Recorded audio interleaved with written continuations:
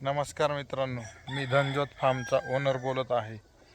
आपल्या आज या नवीन शेडचं काम आपण चालू केलं आहे. थोडं नवीन पद्धतीत काहीतरी वेगळं हा करण्याचा विचार आपला होता पहिल्यापासून. आपण ते आता चालू केलं आहे. आज हे 8-1 दिवसात आपल्याला पूर्ण स्ट्रक्चर उभं झालेलं दिसणार. तर झाल्यानंतर मी नक्कीच दाखवणार मित्रांनो तुम्हाला. हे बघा आपल्या कोंबड्या, आपला हा पॅरेंट स्टॉक आहे. कसा आहे बघा, प्युअर गावरान, मस्त एन्जॉय करत आहे.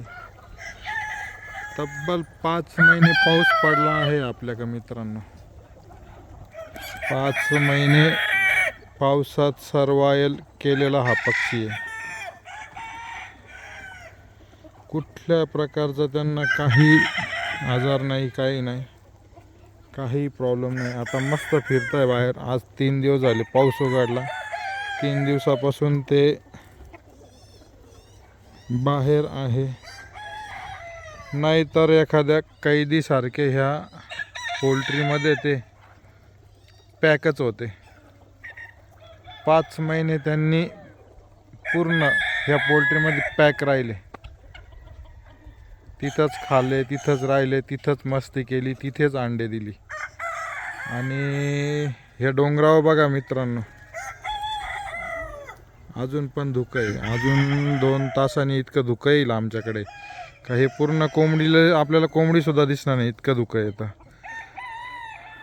ज्यावेळेस पाऊस चालू होता त्यावेळेस पाऊस, धुकं या सगळ्या गोष्टी होत्या सोबत. त्यावेळेस आमच्या शेडमध्ये पण धुकं असायचं. आणि त्याच्यात आपल्या हा पॅरेंट स्टॉक जगलेला आहे मित्रांनो. थोडीफार झाली सर्दी वगैरे त्यांना, कारण त्यांचा पण हा पहिलाच सीझन होता पावसाचा. पण माझ्या हिशोबाने आता इथून पुढे यांना 3 ऋतू मानवले, 3 ऋतू त्यांनी बघितले. मला नाही वाटत आता त्यांना काही प्रॉब्लेम होऊ शकतो.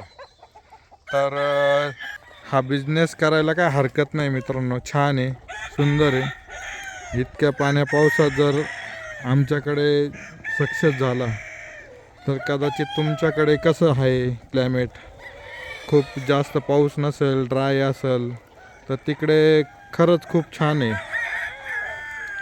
आणि आज काळाची गरज आहे. मुर्गी पालन, कुक्कुटपालन ही काळाची गरज आहे, करावी. नवीन नवीन पिढीसाठी तर खूपच छान आहे. आणि जे आम्ही हे स्ट्रक्चर केलं आहे, इतकं स्ट्रक्चर करण्याची पण गरज नाही कोंबडीसाठी. याच्यात आता आम्ही सर्व करून बसलो आहे. सर्व गोष्टी आम्हालाच कळाल्या, अनुभवल्या आम्ही, त्यामुळे काहीच अडचण नाही. तर मला तर वाटतंय करायला काही हरकत नाही असं. धन्यवाद मित्रांनो.